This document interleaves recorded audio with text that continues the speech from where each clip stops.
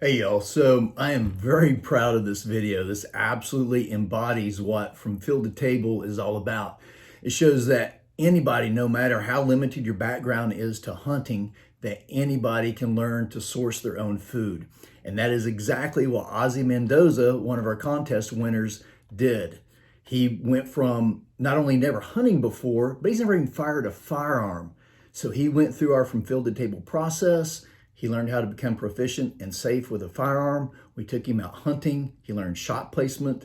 He learned how to field dress an animal, how to skin it, brought it back to the processing center where he worked with our chef team, and he learned how to butcher, process, make some different sausages. And then not only did he go into the kitchen with our chef team and with our other guests, he also provided his own recipe.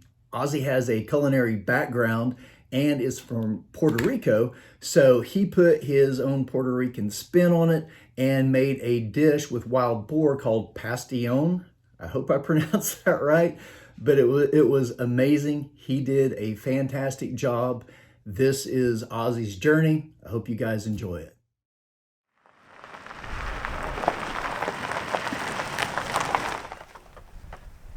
Hey. Look who it is. He still got my favorite sunglasses on. What are you doing, brother? What's up, buddy? How are you? A little tired. Are you? Oh, good, yeah, good. You got the limo. Yeah, yeah, absolutely. Y'all remember Ozzie? Long range school? Yes, sir. Right? So you've got my all-time favorite line. Which one I was asked that? you what your shooting experience was. Oh, right. Do you remember what you told me? Yeah. I went shooting BB guns one time when I was a kid. Yeah, you said I That's shot a about it. BB gun when I was 14 and I didn't tell my mom. Right. that's my favorite. So if y'all haven't seen the video with Ozzie, he's already been to one of our long range schools. Actually, I'll back up. Contest winner. He submitted an awesome video. He won a contest. He won a Benelli Lupo. He won a Zeiss Optics. He won all kinds of stuff, plus a long range school.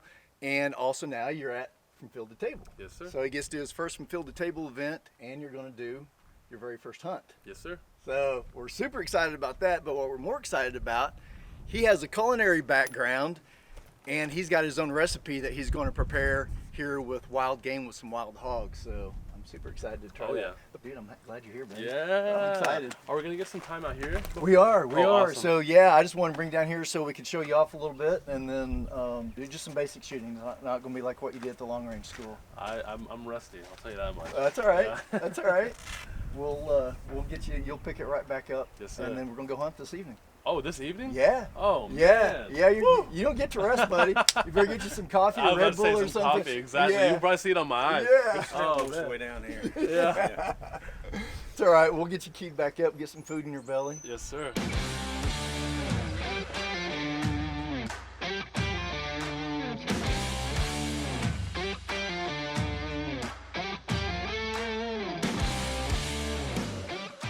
Welcome. You're at the T Diamond Ranch Outdoor Solutions from Field to Table event. Very excited to have you guys here. We'll be shooting beyond 120 yards, more than likely. At the very most, maybe 150, but most shots are going to be 100 yards. We're using Benelli Lupos. They're a bolt gun, so very simple to use. We've got great optics on them. They're Zeiss Conquest V4s. They're 6 to 24s.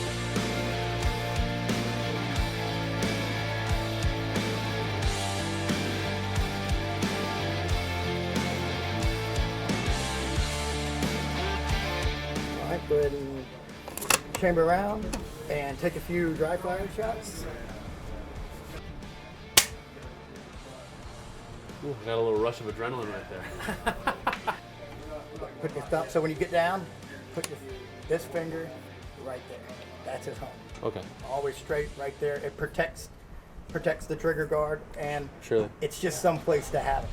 Totally. Your comfortable An anchor. place shouldn't be in Right. the trigger well. Right. You should feel like, oh, Got it. okay, I'm shooting, and that's why it's there. Got it.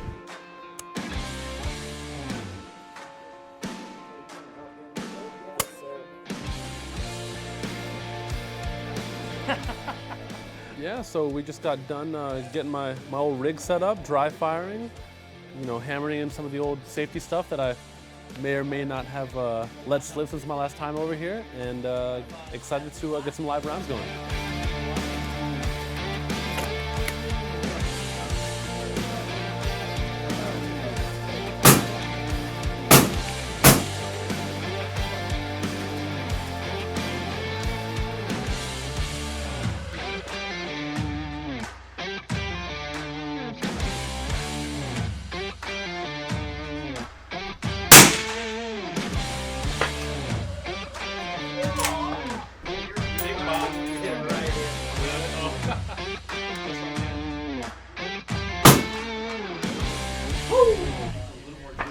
Eric, Yep. it's like dead center. Oh, beautiful. You got an opportunity about that big, so everybody's got probably about double. You're shooting twice as good as what you need to. Basically, is what it comes down to. Now, if we're going behind the shoulder, now you've got an area like this. So keep in mind, everybody's already shooting circles like this. So everybody probably wants this, but you know sometimes that's just not reality. So everybody's shooting good. You're within vitals of killing an animal. So if you're not shooting exactly the way that you think that you should be, don't sweat it, because you're shooting probably twice as good as you need to be able to kill a pig. So here with Davy Crockett, I mean Ozzie Mendoza. Ozzie Crockett. So, Ozzie Crockett, there we go. The OC, Yeah, the the OC. original. So what are we gonna do, man? What are we gonna do right now? What's gonna happen? We're about to get some hogs, man. Yeah? We're gonna get some hogs. How many hogs have you hunted before? Not one. Not one. Not one. It's his very first hunt. This is gonna be awesome. I'm so excited for you. Yeah, I wish I was but- sitting with you, but she drew the long straw, and I don't know how to run a camera, so so she's gonna make you look good. I'm excited for you, buddy. Yes, sir. Thank you Yeah. very much. So shoot straight. Remember what you learned in long range school. Yes, sir. Have a good Follow time. through. That's it. Follow through. Yep. Just take your time. Absolutely. So you'll have plenty of time once they get in. Cool. So shoot them in the head. We're gonna be eating good. Are you guys saying in Louisiana, shoot them in the face? Shoot him in the face. Have fun, man. Does this hat make me look fat? That ain't right.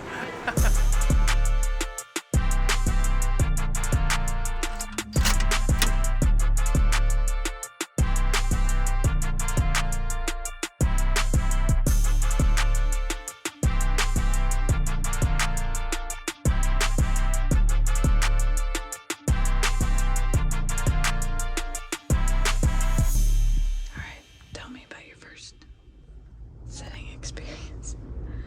It was relaxing and hot. Well, I guess we'll come back in the morning and do the same thing. Oh yeah, with coffee, so I don't fall asleep.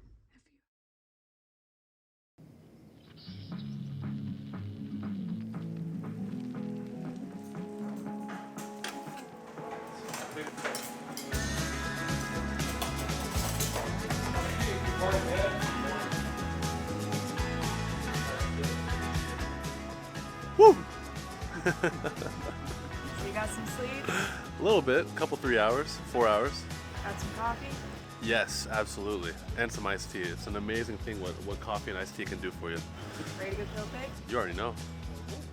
So, do they have hunting caddies? Is there such thing as a hunting? Caddy? Yeah, you know how like you got that little dude who follows you around when you're playing golf. That might be kind of nice, you know. Yeah? A little cumbersome, you know, with all the gear and trying to have, you know, double fisting caffeine and water and stuff like that. I wouldn't mind a little dude following me with my gear. You know what I mean? That'd be pretty nice. But maybe, I don't know, maybe that speaks to something about me that I don't know about.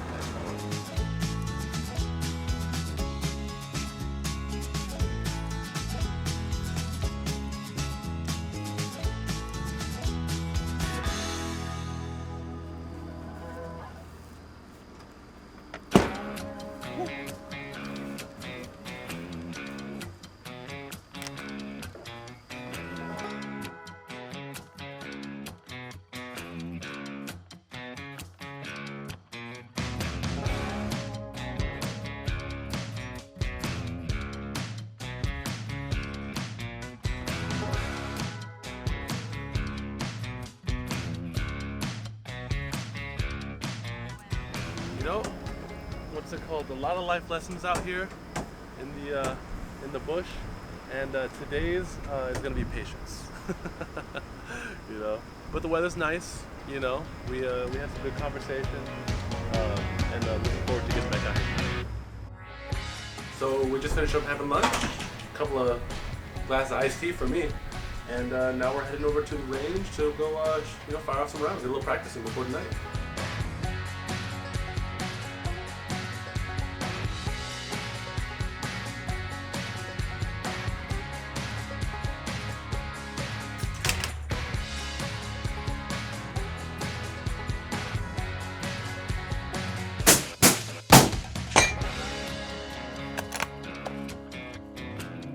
Sorry, Timon and Pumbaa.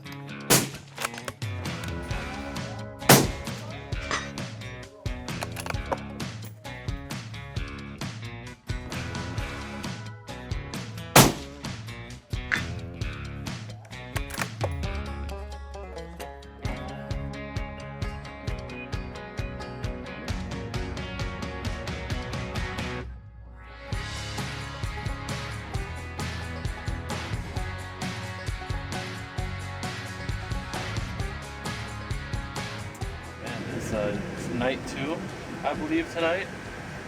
Goal is to catch something. A hog, obviously, because I want to sleep in tomorrow. And yeah, we should be going out in just a little bit.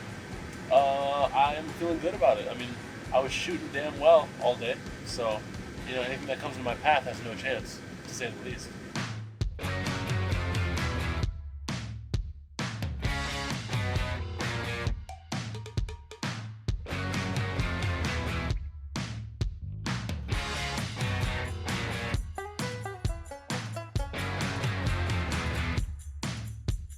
The spot is beautiful.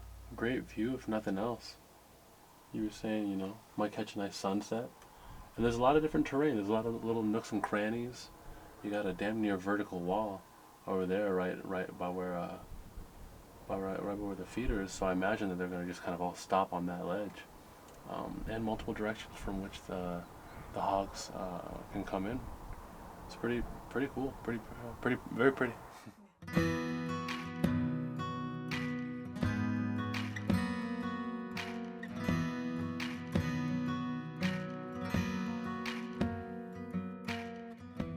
To assume that your understanding of the world around you, the way that you participate in it, is via a grocery store, is a huge disconnect. You know, a huge disconnect from the sanctity of life. You know, that went into that product that gives you life as well. You know, it's a maybe a fact of existing, of life, that people don't want to really focus on. But you know, other things must give up their life for us to enjoy ours. And if that's going to be the natural law, then I think it's really important to do so in a way that actually celebrates, you know, these ideas, celebrates the fact that, you know, we are part of a larger, you know, system and a larger beauty that is nature. We just potted our first pig, I guess. Yeah. Yes, sir. Congrats. Dude, exactly what I freaking wanted. Yes, sir. That is amazing. Awesome.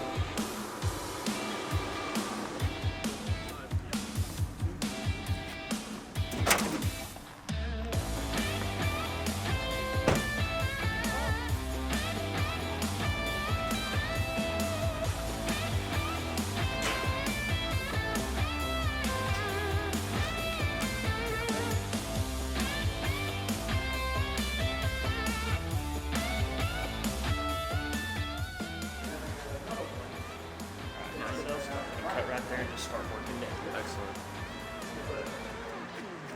There you go. So in your chefery experience, have you done this part of it before? I have never gotten this down and dirty. And I mean down and I mean dirty. You know? Not with a pig anyway, right? No, not with anything. Not with anything. This is a wild experience. You know, even to the point where, you know, I was saying earlier, what's it called?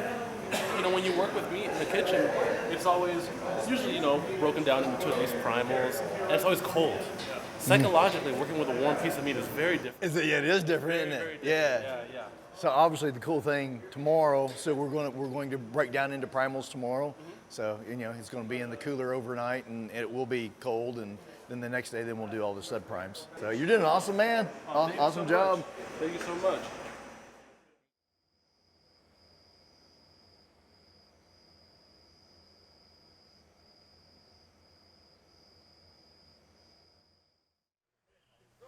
Hey, y'all, check this out.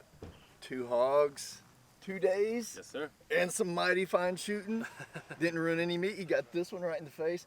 And wait till y'all see the video on this one. It's going to be absolute. Oh, wait a minute. Oh man. Wait a minute. Wait, okay, I got to bust Ozzie's chops for a minute, so take it from here. What happened this morning? So this morning, you know, I was I guess I was feeling a little good after last night, you know. What's it called? Had a beer too many perhaps, and you know, hit that snooze button a couple times this morning. I come to wake up at 6:15, dazed and confused, like, oh man, what's going on? So 6:15, what time was breakfast? 5 o'clock in the morning. Yeah.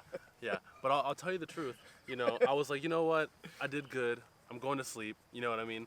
I laid in bed for about 2 minutes and I was just like, what the heck am I thinking, man? So the first person I called was our guide, Cedar, which should not have been the first person I called. But what's it called? Who's the first person you should have called? Y'all. Yeah, no, not me. Who's holding the camera over there? You're in trouble, boy. I mean, yeah, I made it late, obviously, about an hour. But feeder, you know, came on at 7, and this little guy right here showed up not more than 5 minutes afterward, and so we snagged him and bagged him, I suppose. Yeah, you did. Yeah, and made an awesome shot. So let me give you my perspective. So yeah, Ashley and I are up, you know, 5 o'clock, sitting there having breakfast, talking, and I wonder where Ozzie is. And Ashley's like, well, he did say that he may sleep in because he got one last night, but oh no, I'm too excited, so I'm not going to sleep in. So we waited and we waited and we waited, and we get up early every morning, even before clients get here, so we get a little tired. So I told Ashley, I said, man, go lay back down for a little bit and get some more rest, and then, you know, we'll do the rest of our job later in the morning. And so I go about my business, and I get up and come out to our processing center with Chef, and we're working on what we need to do to get stuff ready for clients. And trucks are backing up that have hogs in them, and one backs up, and out pops this guy in a bright yellow shirt. I'm like, who in the hell's wearing a bright yellow shirt while they're hunting? It's Ozzie. Ozzie, what are you doing? He's like, I got a big pig. My first thought, instead of, oh man, that's awesome, like, oh boy, are you in trouble. But congratulations. Thank you very much. Dude, you're doing awesome. Thank you very much. This is so much fun. So I didn't even realize I was wearing yellow. apparently he didn't either. Yeah, pretty clearly. Yeah, they can't see very well anyway. So anyways, well, good job. Thank you, sir. We're gonna go get to do some butchering. Yes, sir. All right.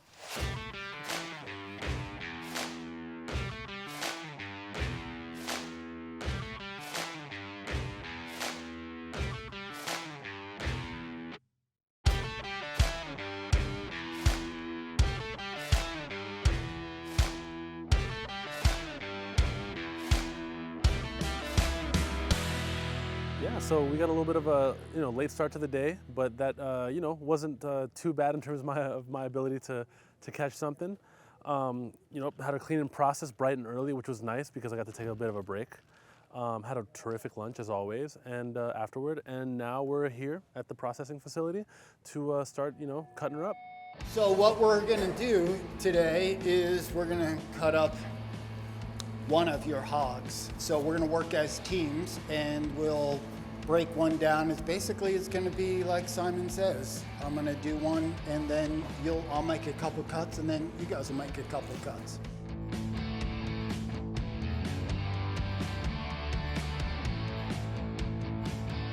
The objective right here, this is what we call the H-bone, and this right here is that New York strip. So we don't want to cut into this. So the angle of how you hold the knife, meaning if I go in this way, I'm going to cut into the tenderloin. If I go this way, I'm going to cut into the backstrap. But I'm just going to basically follow this seam right down to the rib. So one person, Tony, you take the flank off your side. Tom, you take the flank off your side.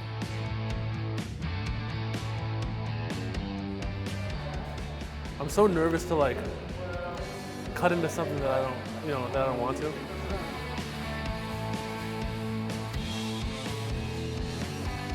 So now, how you pull this off or how you twist it or turn it, it's all going to depend on, so that you can get this off all in one stroke.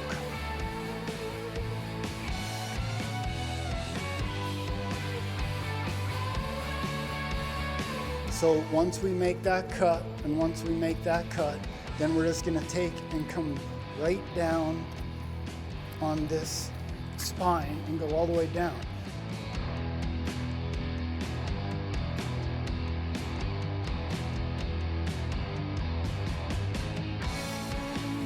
Now this is the important part. I don't go straight through, I go behind this bone.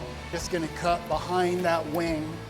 And then on this one, I'm gonna cut to that ball joint behind this wing and then come out behind that wing this way to that bone, down here to that wing, and then out.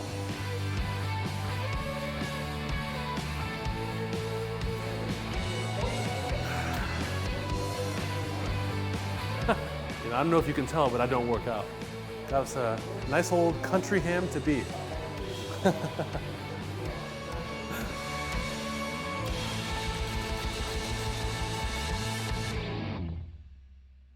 My thoughts about hunting prior to having come and had this experience weren't too terribly far off, but there were certain cultural aspects that I think that I really didn't understand, you know?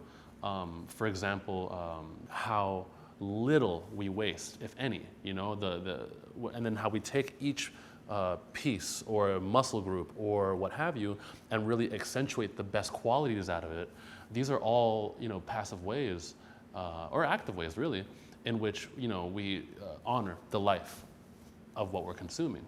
And that's just where it starts, you know? So that for me has been really, really kind of hammered in to a degree that I don't think I could have experienced without having done something like this. And it's something that I hope to be able to bring into my life regularly.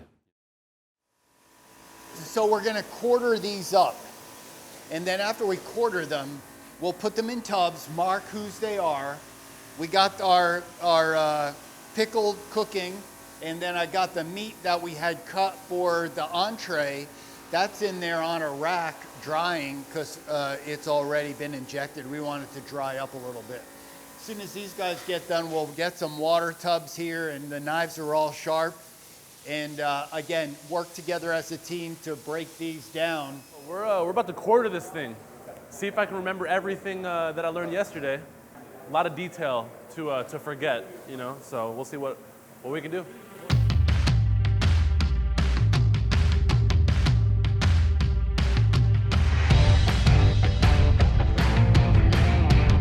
In my opinion, so far, this is kind of the hardest cut to make because you have to, one, understand the anatomy of the animal quite intimately, but two, be very confident.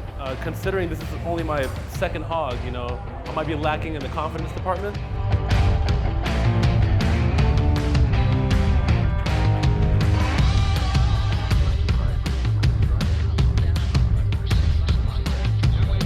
This larger one is so much easier to remove the sinew.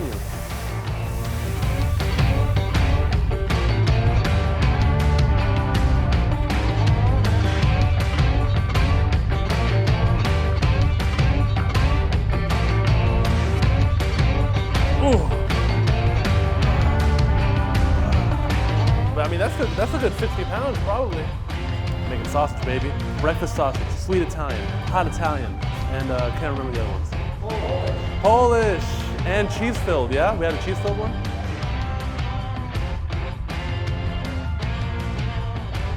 I'm gonna slice these into nice long strips so that the meat grinder can pull them in, you know, a little bit more easily.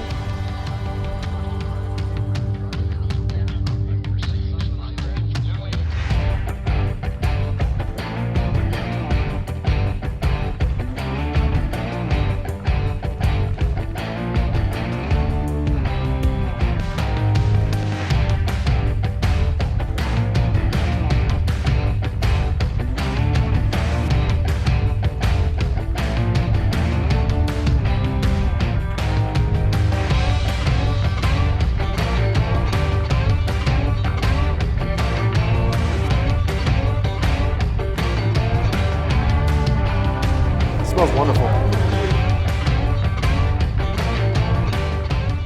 This is the finest board chorizo this side of the Mississippi, sir. Nice, look at this, looks beautiful. Oh my goodness. Okay, I think I'm doing it.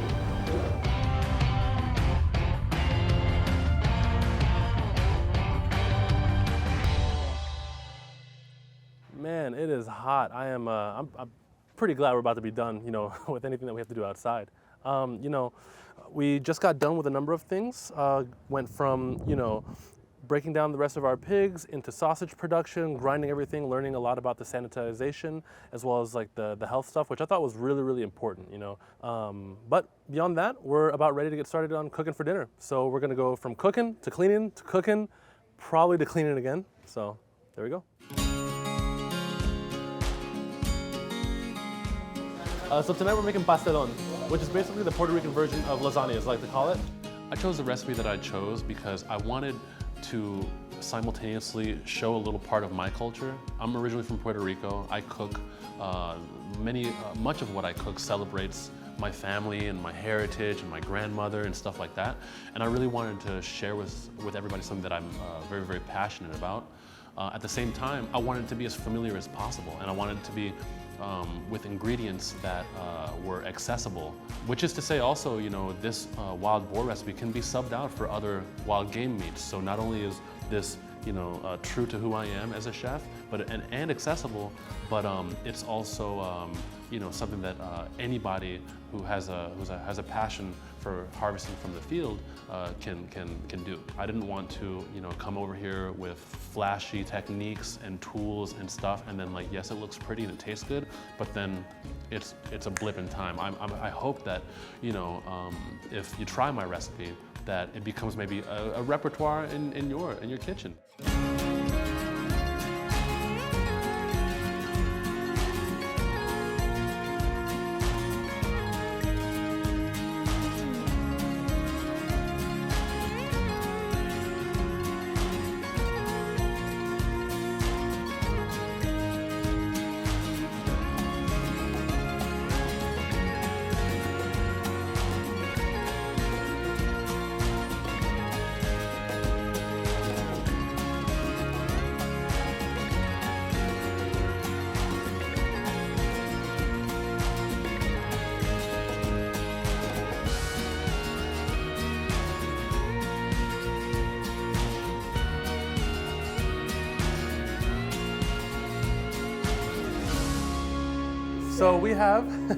So we have a dish called pastelón. You got a good piece right there, brother. And it's essentially it's a lasagna made with sweet plantains. Traditionally, we do it with ground beef and olives in Puerto Rico. A separate dish called picadillo, but in this case, of course, we're doing it with the hog that I harvested just a couple days ago. Alternating layers of mozzarella, sweet plantain. This is not a gut shot pig. No. I mean, yours is, everyone else's is not. Yeah? Alternating layers of sweet plantain, the ground hog, what's it called, with the sofrito and the olives and all that other stuff, and then mozzarella topped with a little bit of Parmesan and chives for good measure. So cheers, y'all. I mean, so much happened this weekend, you know? So many highs, so many lows. For a minute there, we didn't even know if we were gonna get a hog or not, and then all of a sudden we're almost swimming in too many. It was a wild weekend. Tonight's dinner was an amazing closer on the weekend. I mean, just to see everybody kind of come together in the kitchen, work super hard. So many dishes came through, all the different techniques. It was pretty wild. I mean, one could expect, you know, that any protein, any ingredient have a lot of range, but you know, knowing as little about wild meat as I do, I didn't know what to expect. And to be fair, you know, some of the rules are a little bit different. You know, you can't cook some of these proteins the same way. So the way that Chef Albert handled the meat was really, really spectacular. We had so many different pieces, and it's amazing to experience firsthand, you know, how one animal can provide so much. And at the end of the day, you know, that's what this is all about, you know? A huge reason why I'm so excited to be here is to kind of get that experience and get closer and closer, you know, to the land, to the earth, to the, you know, to the animal, and in doing so, you know, get close to what I do as a chef. So it was pretty spectacular weekend. This is one I'm going to be looking back on for a while.